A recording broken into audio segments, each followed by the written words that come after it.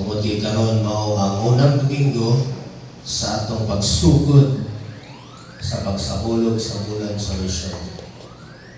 Mas muna ko ang mensahe nga ato ang pagdadon gikan sa unang Domingo hangtod mahuman kining bulan. Mensahe ni gikan sa kaloko o ato alang i-revise gamay. Ato alang kuhaan na to dili kay mo fit sa ato o ginadugang po nato ang unsay mo fit rapod sa ato ang sitwasyon. O kini nagauluhan o all of Jesus for all nation. Sulod sa upat ka Domingo atong itumong ang atong pagtuon diha sa sulat ni Pablo alang sa mga taga-Colosas. Ang simbahan sa Colosas dili diretso nga resulta sa misyonon nga pagbiyahe ni Pablo. Apan usa ka resulta sa iyang pagmentor o pagdisipulo sa pangalan nga Epafras. Kini si Epafras usa ka nitibo sa Colosas o lumulupyo diha sa Colosas. Wala si Pablo makabisita sa personal dito sa simbahan sa Colosas. Apan nasayod lamang siya kanila pinaagi sa iyang nadunggan gikan pod sa ubang Kristohanon. Ang mga taga-Colosas usa ka maayong panag-ingnan kung unsa ang mahitabo sa dihang magdisipulo ka og mga tao. Ang tawag misyon. O sa dihang ang tao o ang atong mga disipulo sama ni Epafras magdisipulo pod og uban ngadto sa tawag sa buluhaton mission. Mao kana mga kaigsuonan. Ang atong ablihan ang ato ang Bible diha sa Colosas 1 versikulo 1 hangtod sa 8. Mao kini ang unang mensahe niining bulan sa Oktober. Ako ganing pagkabasahon o magsunod lamang kita sa ilong. Nagaingon verse 1. Ako si Pablo nga nahimong apostol ni Kristo Jesus tungod sa kabubuton sa Dios.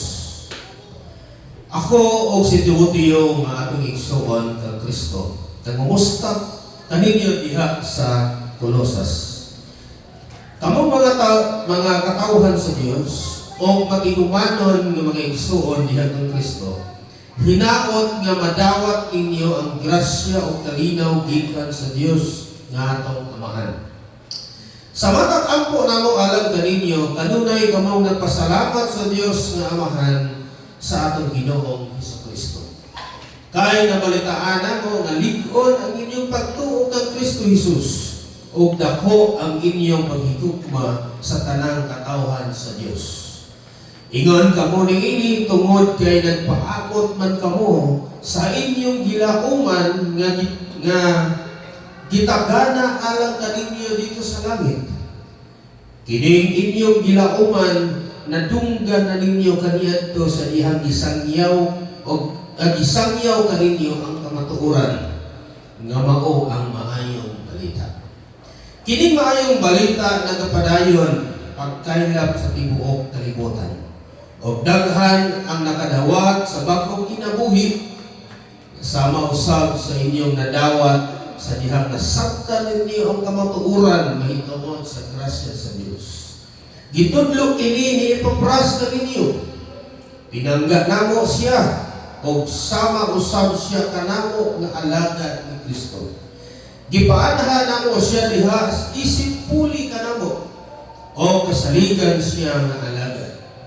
Siya mao ang nagsubilon kaninyo mahitungod sa inyong pagkamahigugmaon tungod sa gugma nga gihatag kaninyo sa Espiritu Santo. Ang Dios pagapanalangin sa pulong atong gibasa. Kini nga mga passages, aduna tay mga tulo ka butang atong na-learn as lesson leading to Bontago. The first reason God is working and moving around the world according to His divine purpose and will. And He is inviting us to become part of it. Diha sa verse 6, nag-ingon, kining maayong balita nagapadayon sa pagkaylap sa tibuok kalibutan. So mo kining giingon diri, God is working and moving around the world. O daghan ang nakadawat sa bagong kinabuhi nga sama usab sa inyong nadawat sa dihang nasabtan ninyo ang kamatuoran ay tungod sa grasya sa Dios. Mga igsoon, ang buluhaton sa mission o sa kaplano o sa kakatuyuan o kabubuton sa Dios. Ang kabubuton o kaplano sa Ginoo nga ang tanang katawhan makadawat sa bag-ong kinabuhi nga iyahang gi-introduce ngadto unang-una sa iyahang mga disipulo. Ang Dios kanunay nga naglihok sa bisan diing dapit aron sa pagtuman sa iyang katuyuan nga mao ang pagtuman sa iyang misyon. Buot at ipasabot na dili lang ang mga tao o mga misyonary o mga Kristohanon ang nagalihok for mission, kundi mismo ang Dios. O sapagkat tinuod lang ang atong mga missionaries nag-instrumento lang na, pero ang nagpanglihok ang Ginoo. O bitaw na ingon ang Habakkuk chapter 2 verse 14. Kay ang kalibutan mapuno sa kahibalo o himaya sa Dios. Pero mahitabo lamang kini kung kita manggilabot sa itawag mission. Balik na diya sa versikulo 6. Nagsulti si Pablo nga ang Dios wala lamang maglihok sa simbahan sa Colossus, sa usa ka simbahan o sa usa ka dapit, kundi nagalihok siya bisan diing dapit. Si Pablo nagaingon nga ang maayong balita nagtubo o nagpamunga sa tibuok kalibutan. Kung ang maayong balita masangyaw ni siya ma-preach, may gahom kini sa pagluwas o pag-usab sa kinabuhi sa tao. Mga igsoon, ang direktang misyon sa mga Kristohanon sama kanato nga mapasangyaw, mapalaknag, mawali ang pulong sa Dios mauragitan. Wala gyud nag-ingon ang Ginoo nga kabigo nato sila sa simbahan. Dili gyud na tabo.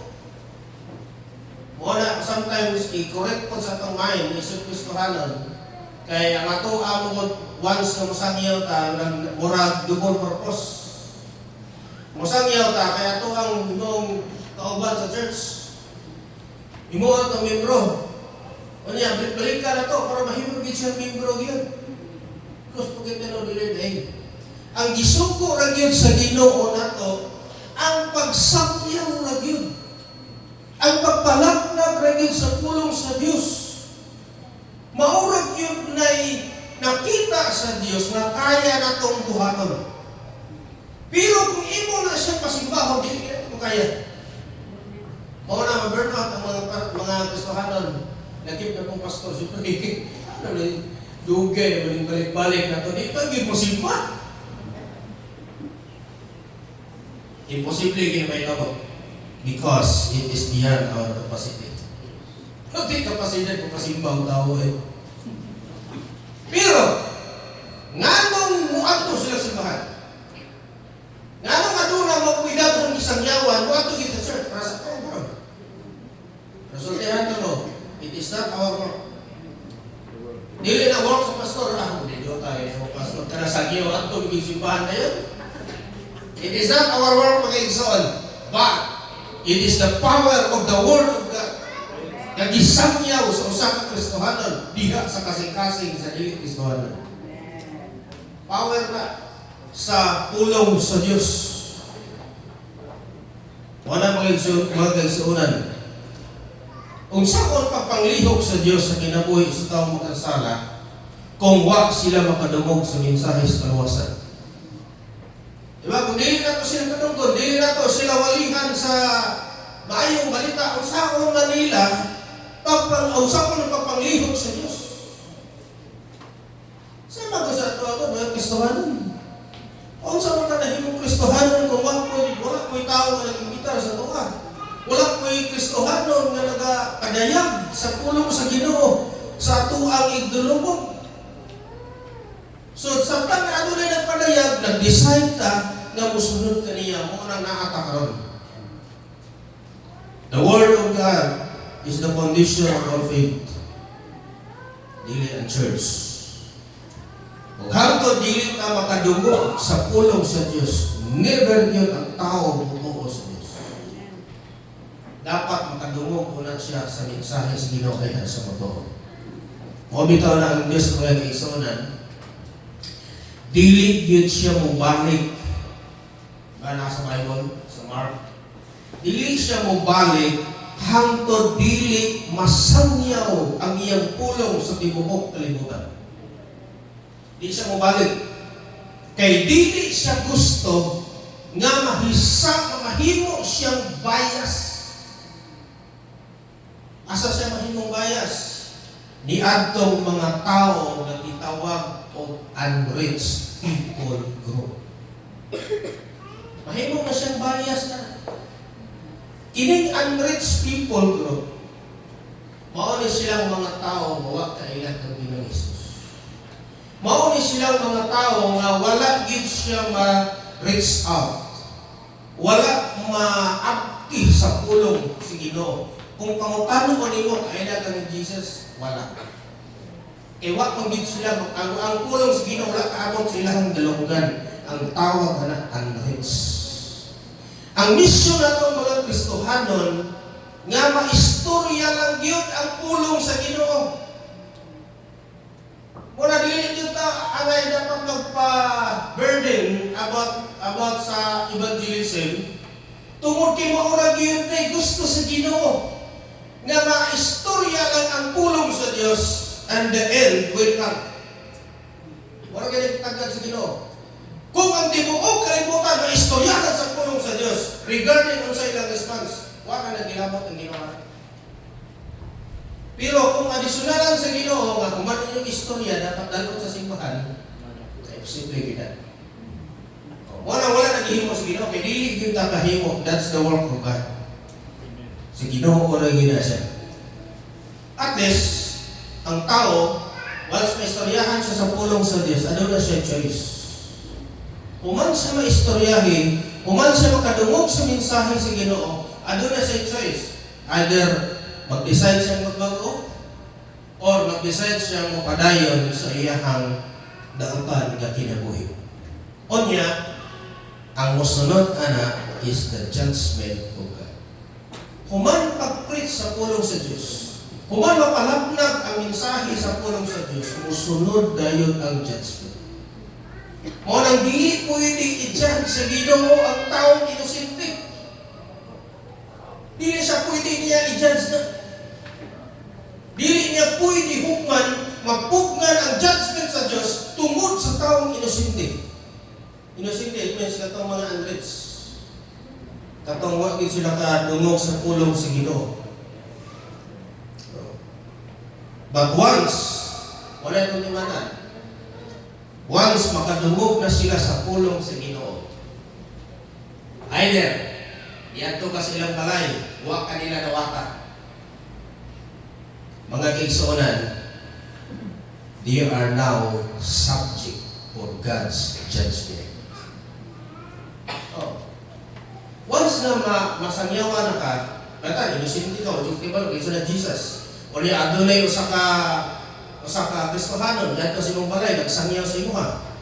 O niya, paghuban niya sangyaw, regardless kung sa imuhang response, subject na ka for judgment. Nga naman, na-reach na ka. Ang pulong sa Diyos, abot na sa mong dalugan.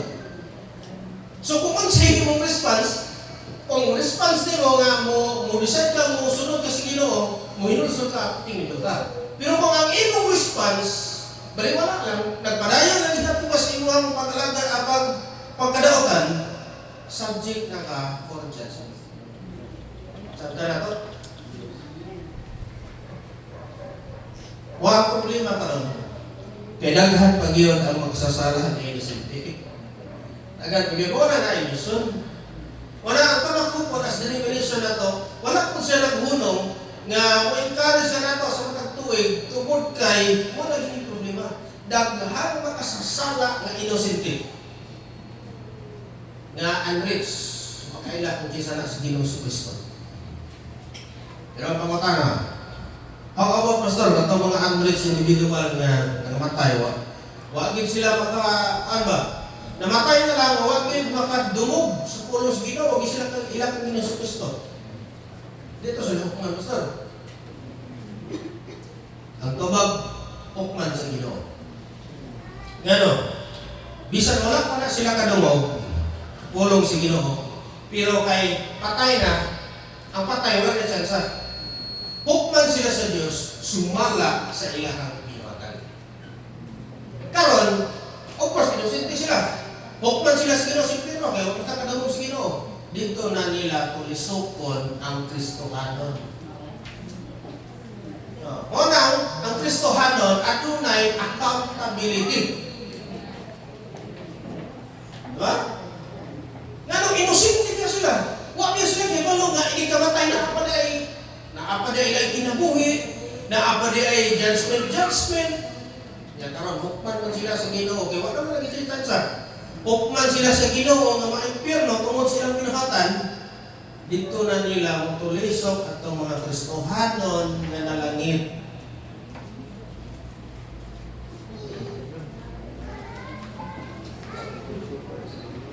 Pero kung ikaw ang Kristohanon, gasuporta ka sa misyon, pwede niyo mo idusok ang misyonary. Wala nyo ko'y kalimutan na lapran. Eh di maggugugahin mo, nakama ko sa buha. Kanya ikaw na amagas Nigeria. Kanya imo mo kung itulisok. Pero nag-support ka pa sa misyon rin. Diba? Lusot ka. Pero kung kaya taga-taga mo ganyan. So, nag-exonan. Hukman na sa Ginoo. Muna siya nga kanang ang Dios dili gid siya mohukom sa taong inosente. Samtang buhi pa kini. Kay naa pa kaniya ang katungod na pasay rights nga makahibalo, makapaminaw sa kamatuoran tungod kay buhi pa man siya. Wala tama ng ingon sa Bible. Nga dili yun ang Ginoo mubalik. Hangtod dili malukop sa tibuok kalibutan ang pulong sa Dios. Ang maayong balita. Kay once mubalik siya, siyempre pagbalik niya, iya pa itong matagbuan itong mga inosente magkasasama. Buhi pa mo doon. Sa pagong pagpakyan sila. Nagi buhi ito. Na, pagbalik sa Ginoo sa Kristo, musunod na, judgment mo na. May mo siyang bias. Para di siya mubalik. Wala kung nakamatay, isuon, dako nga suportahan in terms of ministry. Wala'y lain, the ministry of mission. Ngano? Inaadi ka ang ato ang dako nga accountability. Pero kung nag-support ka, okay kayo. O na ang karang imong bana, imong asawa, imong anak, imong silingan, imong amigo, amiga, kauban sa trabaho, sige ni mo invite, o sige balibad, ison, suntihan na ka, awa na kay accountable na. You are not accountable anymore sa imuhang pamilya. Sige ni mo sulsulan, pulong Ginoo. Ngano? Ano din accountable? Narits na naman niya ang pulong si Diyos. Diba? Kung dili sila mga lagad, dapat di ka mag-guilty. Usahin, mas-stop mo na niya. Pagkila ng katuloy, kinampo. Supat mo, dali. Na. Nag-decide na siya nga mupadayon na sa siya hanggang utang kinabuhi. Ayun ang pag-guilty yan. Mas dito ka mag-guilty sa mga unrich people. Labi na kung wakay gihimo para sa gano'n. Kaya po, lagyan po yung pamilya, pero ay na tayo pagkuhan. Kabalaki na sila. Kaya once nga natanong na sa puno si Ginoo, ang Diyos na bahala na. Kato yung wagin, makamnis puno si Ginoo. Wag ko dito yung dako nga accountabilidad. Once kato mo yung pero. The more nga dako kag-support sa mission, both na to sabton nga dako ang atong may tabang to reach the unreach. Pero kung makatag na tagtag 100, nato naging bulan, limit na tao 300 sa ito simbahan. Pwede ko sa kunti mo islat as missionary. Wala ko na ko malimit, pero okay may ito, para ko ginabot.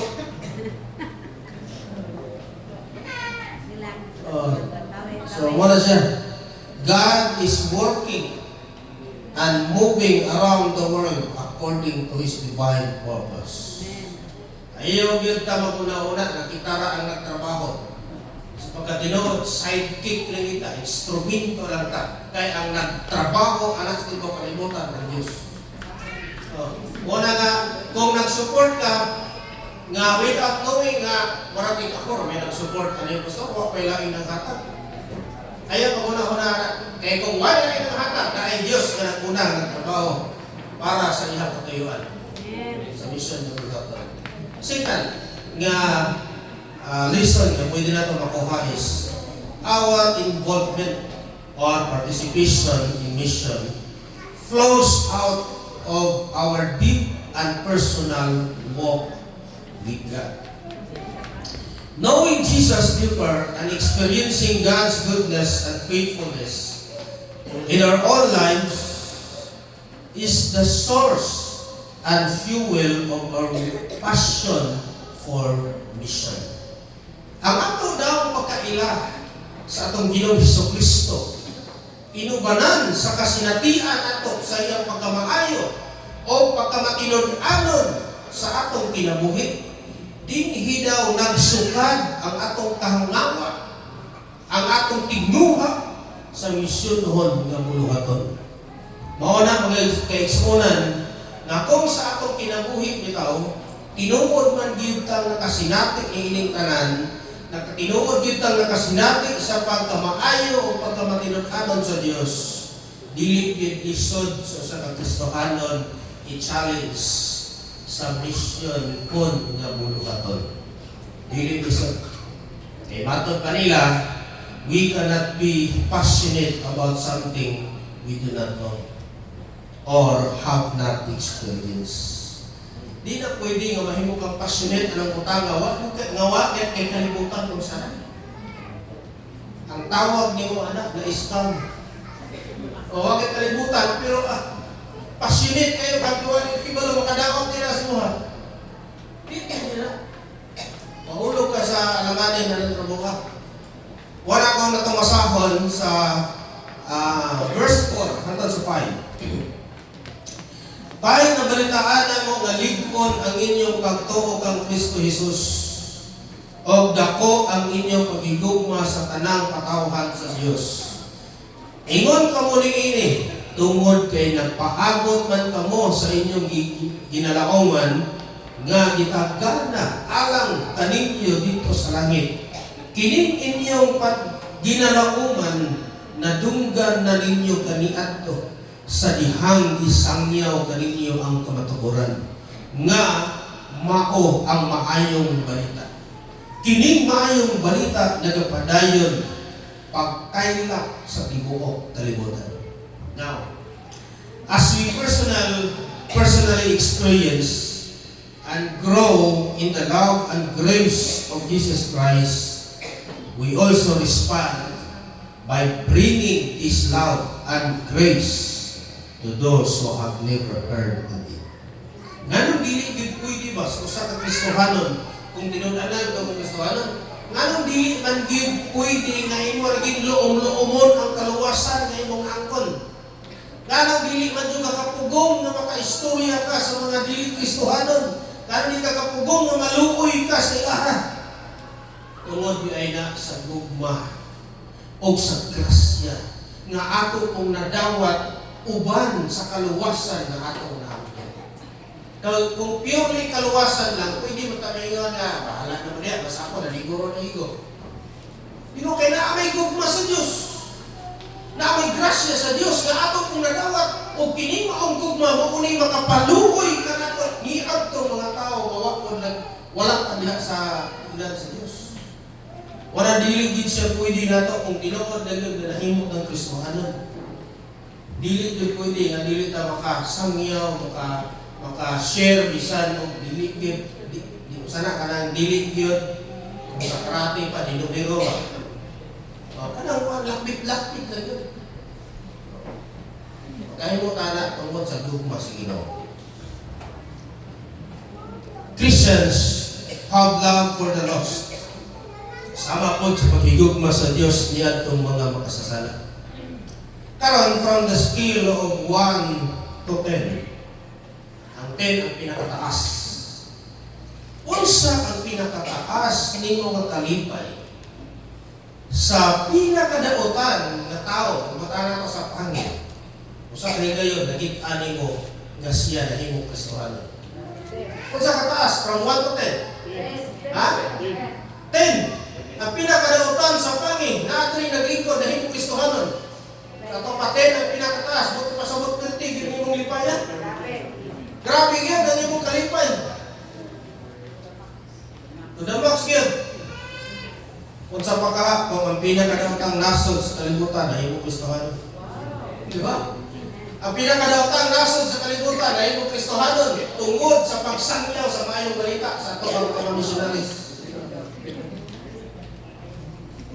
Kami na yun, ang atong pagsaulog, maganitang mission karon nga, pero huwag may i-announce na ba? Hinay ang growth sa ato ang mission. Sa pagkagnakay, balita nga madunggan. Nga usa sa nasod sa tibuok kalibutan, pinakadautan, ay mo na sa Christian. Grabe, paghugyaw siguro sa kalipay sa mga listahan. Pero pastor, ganang, posible ba ba na po? Posible ba ba na? Ay mo Kristohanon. Ingon pa ang Bible, in Him, all things are possible. Magpasabot kasi yan. Kung nato tanawon ang city of Nineveh, mga tao dito, grabe yung kadautan. Ang ilahang rotation, ng adlaw, puro yung dinautan. Kung naman ko yung maayo sila. Basta yung ginawang pagkadautan yun ang mga tao dito. Kung tungod sa ilang pagkadautan, gusto sa Diyos na naglagong ng sunara. Apa ang ihatagan sa Ginoo o kahigayunan nga mag-repent kaning mga tao sa Nineveh o gipadala dito si Jonah as missionary para sa pagsangyaw sa mahayong balita. Karon, ang siyudad sa Nineveh na bag-o tungkol sa mensahe ni Jonah. Kaya ingon si Jonah, makinala mag-repent, kaya kung di mo mag-repent, padalan sa Ginoo kalayo ni Napita, laglago ni. Kaneta mo, ang tibuok, ang ikan sa hari, kung nag-declare siya sa kanilang mga tao, nga mag-bag-o sila. Ang pangutana, gidayon ba sa Ginoo? Wala. Ipasaylo sa Ginoo. Wala kayo na si Ginoo ang iyong plano na naglago niya katong siyudad tungkol sa pagkadautan. Wala mga kaibigan na kung natong pasahon ang Luke chapter 15 verse 10, nag-iingon, sultihan ko kamo nga ingon mo sa tiini ang mahitabo, mga lipay ang mga anghel dito sa langit tungod sa usanang ang makasasala nga nagahidulson. Amen. Tiyaw mo na. Ikaw nga makasasala, ako nga makasasala, na halos dili galing mailhan din sa yuta. Halos silingan mo, dili galing kailan mo sa iyong makasasala. Pagka makasasala, pero sa kay gayon, sa diha na nidawat na kang Ginoo sa Kristo, ang tibuok ang hilig ko sa langit, kailangan din mo kung nalipay sa mga. O saan ka nila? Wala mga kigsunan, ang Dios ba, sayangan siya, mulaglag, bisan usak talag, kay bililhon ka na, tubangan sa Ginoo. Grabe ang kalipay sa Ginoo, mga anghel, sa usak talag, mubalik niya sa iya, ilan, kung maginunso. Wala siya gitawag gugma. Nag-i-implant sa Diyos, so usak ka Kristo, aron na siya gitawag burden. Aron na siya kanang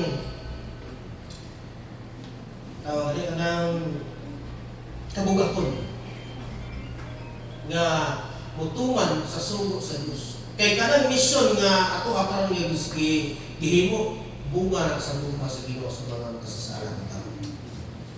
Natay gusto sa Ginoo nga gustuhan na siya gito ang passion, na siya kabugaton, na siya tikuha, na siya kalipay nga ang makasasala mo balik sa Diyos. Kaya pagkatinood lang kung anghel bitaw ay gisugo o gisugo ani nga mission. Agbay na ni mga unrich na himong rich na. Paspas na sila. Pero kami rin ako sa inyo kita may gitahasan sa Diyos. Dili basta-basta nga mission. Pero kita wala niya gisalig sa mga anghel, ang mga anghel ako pamangkin na sa tuwa. Pwede naman usap anghel sa uon sa Diyos pagsangyaw dito. Gusto na rin tatlaw. Ang anghel, di ba na mukhaon? Mukhaon ang anghel niya, parang ganito. Di ba na magsakay ka rin plano? Padlupan mo na. Pwede man ngayon ang ginawa nga. Ikaw na yung ito. Ganyan mo na. Gustuhano na itong mga ito, pagkulang tayo. Pero wala na yung buhatan. Ay ang special class, ang Great Commission, iyang gihatag sa mga Kristohano. Dako kung dako kayo pribileyo na kanito.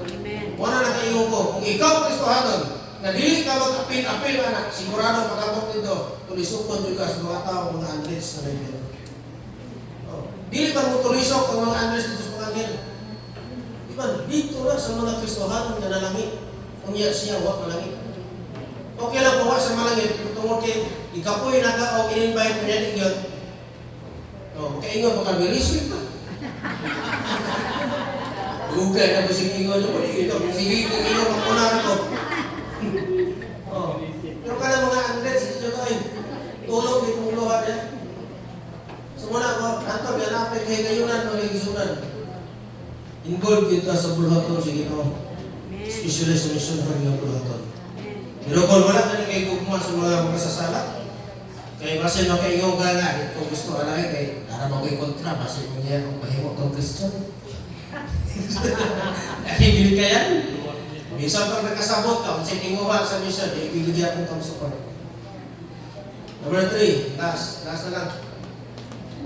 The power and impact of a person who is fully surrendered and obedient to Jesus can make a difference. If God can use one person, pwede ginawa mo use sa usa ka tao, and then He can make difference.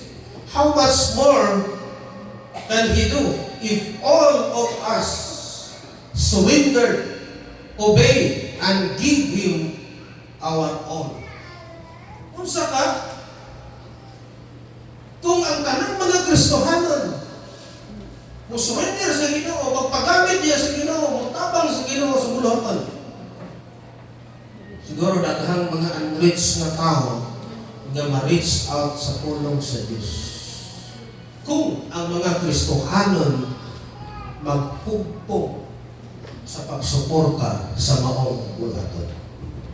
So tiyak naman mga igsoon, God doesn't need our talent or resources. Wala gyud siya na kinahanglan sa imong abilidad. Wala kung Kristohanon ka nga kanang term nga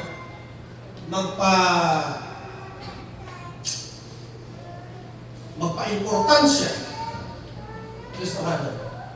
Ayun ang buhata. Wala kinanglan yung ginawa na. Sometimes, ang tao magpa-importansya siya, kung tanaw siya kagalingon, siya mo yung pinaka-dakong suporta, pinaka-gifted, pinaka-kinahanglanon, magpa-importansya na siya. Pero ako ang yung mo, ayaw ginagawa.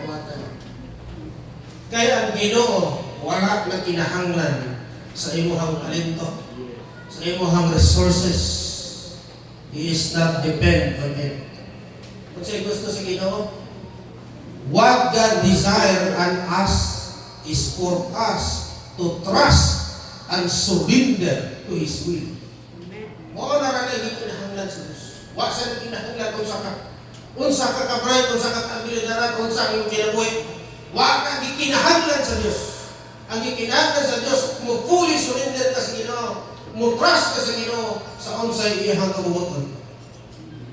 Tanawa na gud si duman na to, si Moses. Unsa may abilidad ni Moses halos ni isa ka istorya? Si David. Sa wa pa siya ni hari, unsa na siya? Nagbalanta na sa karnero. Si Paul. Daw brad niya si Paul, pero maglulutos na eh. Si Pedro, may grado. They were not the strongest. They were not most intelligent and influential people of their time. But they were willing to leave all behind to follow Jesus. Ang tanan, ilahan ibiyaan. Imusunod sila sa Ginoo. It is not about our resources, our capabilities, or limitation. It is about God's purpose. Iyahang katayuan, iyahang plano, ang iyahang will. God wants us, our commitment, our desire, our obedience to the redemptive plan of God. Pag-unsa man ang iyong resources, pag-unsa man ang iyong abilidad, pag-unsa man ang iyong available to God, iyong capability to do the mission, but you have that commitment for mission. Pag-unsa na, you don't have a desire. Nakaunta ka, makahimo unta ka, pero wala kay desire to involve the mission work. So, iyan ka, everything you have is nothing. Wala na yung kulos sa Ginoo. Pero kung nakakay commitment sa Ginoo, bisan pa kung ang tao may mo, wala kay kulos sa pagkatao. Pero kung kumitado ka sa Diyos, ang unsay pinakagamay na naa sa imo, gamito na sa Ginoo.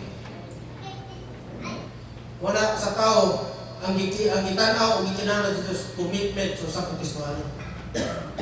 Kung kumitado siya, nasa desire nga mo tabang sa mission ng bulaton. Bisa pag may ka ako ang pinaka-pobre.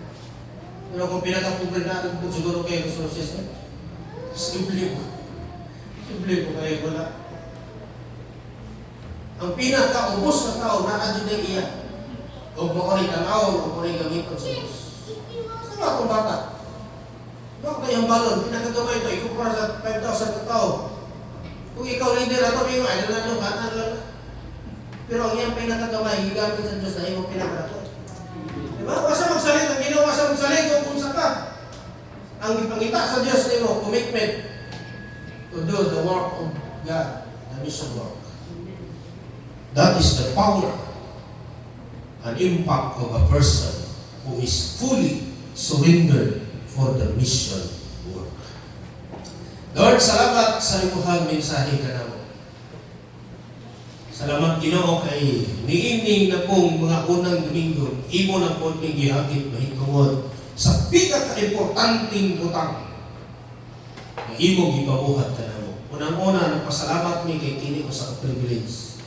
Sa Kristohanan na kami ang imong gitahasan sa pagpalapnag sa imuhang pulong dito sa mga unreached people. Dili nimo gitahas imuhang mga ilo. Pero kami imong gitahasan, huwag masarot. Imo kaming tabangan na among mabuhat ka na sumala sa imong grasya. Salamat sa imong mensahe. O kini hinaot makahatag og kanang dugang kalikunan o dugang commitment na musuporta kami sa imong buhaton. Panalangin ni ang imong mensahe ni kabutagan sa ngalan ni Jesus. Amen.